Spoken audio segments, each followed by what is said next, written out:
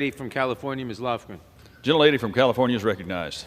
Mr. Speaker, there's lots wrong with this bill. It's been mentioned by others, turning away children back to their smugglers at the border and the like. But I want to focus on the issue of those fleeing communist oppression.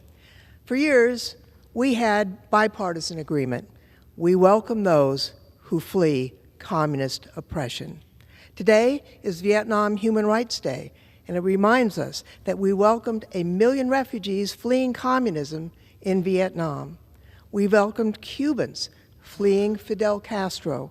We welcomed Nicaraguans and Venezuelans who fled communist oppression. This bill would upend that tradition. It would turn away people who are fleeing oppression from communist and totalitarian persecution. Now, there was a time when both of us, on both sides of the aisle, opposed communism and welcomed people who were fleeing communist oppression. What happened to you? I stand on the side of political dissidents who believe in freedom and who are fleeing communist oppression. There's one more thing. This bill would cripple American agriculture. I realize there was a fig leaf added about an assessment on ag. We all know that will not work. The Bipartisan Farm Workforce Modernization Act, which this House passed twice, had E-Verify in the bill, but only with the reforms for ag. I believe our laws ought to be enforced, but we need laws that can work. And that's what our bipartisan farm workforce bill did. This bill doesn't do that. An estimated half of farm workers in America are undocumented.